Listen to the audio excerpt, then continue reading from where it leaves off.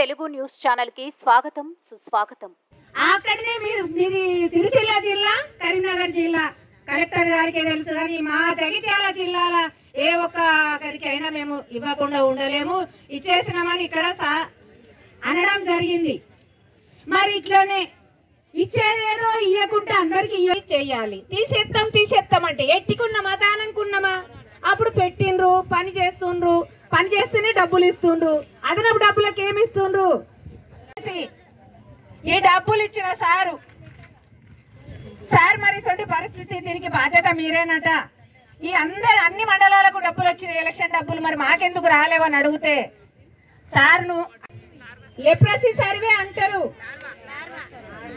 Larva ఒక్కరింటి ఉన్నారు, మాదిరిగా పనిచేసే వారు ఎవరున్నారు? అందు గురించే చెప్తున్నా, ప్రతి ఒక్క ఆశ ప్రతి మెడికల్ ఆఫీసర్ దగ్గర అందరు ఒక్క మాట మీద ఉండి మేడం అవగాహన కల్పిస్తాం, వెంట ఉండి చేపిస్తామని చెప్పాలి। అంతేగాని ఇంటోళ్ళ కంటే ముందే కథం సింగులు చెక్కుతురు, డబ్బాలు టైర్లు బోలు పోకెలు అన్ని ఎత్తుతురు, ఇదా మీరు చేసే పని? దీనికి మీకు జీతం జిల్లా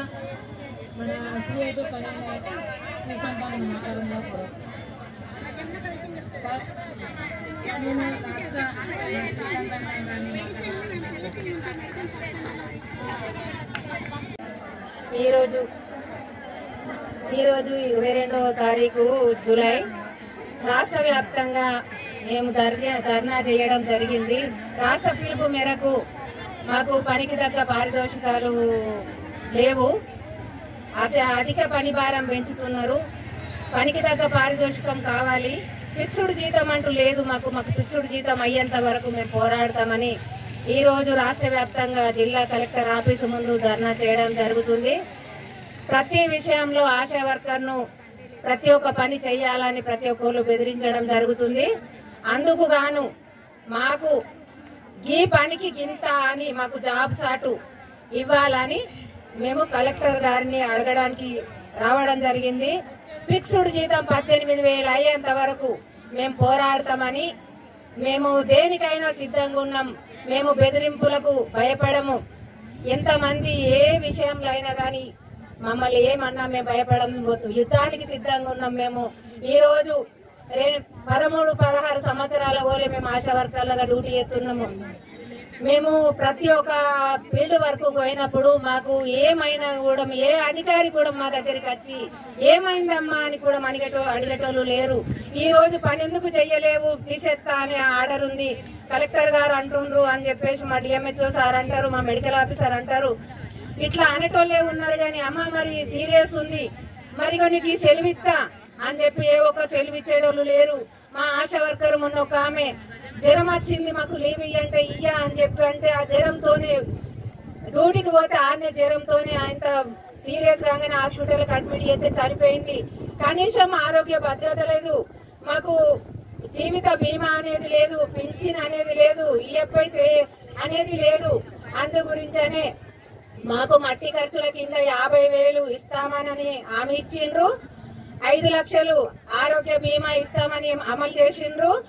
గతంలో పోయిన ప్రభుత్వం మాకు ఇచ్చిన హామీలు ఈ ప్రభుత్వము అమలు చేయాలని మేము కోరుతున్నాము।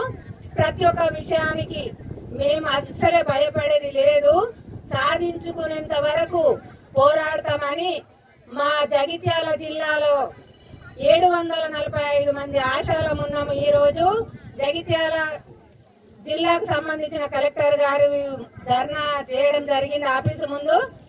అందుకోసమనే మాకు బయటకొచ్చి మా సమస్యలు పరిష్కరించుతామని బయటకొచ్చి హామీ ఇచ్చి లెటర్ తీసుకున్నంత వరకు 5 అయినా సరే 6 అయినా సరే మేము కలెక్టర్ ఆఫీసు ముందర నుంచి జరిగేదే లేదు।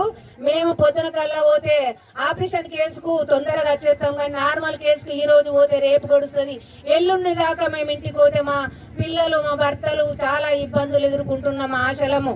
అందు గురించే మాకు ఫిక్స్డ్ వేతనం ఇచ్చేంత వరకు ప్రభుత్వాన్ని మేము కోరుతున్నాము। ఎంత పని చేసినా గానీ మీరేం చేస్తున్నారు అనే మాట మాట్లాడుతున్నారు, అందు గురించే మాకు ఫిక్స్డ్ జీతం ఇచ్చేంత వరకు। ఎంటీవీ న్యూస్ తెలంగాణ న్యూస్ ఛానల్లో మరికొన్ని కొత్త అప్డేట్స్ కోసం లైక్ చేయండి, షేర్ చేయండి, సబ్స్క్రైబ్ చేయండి। Thank you.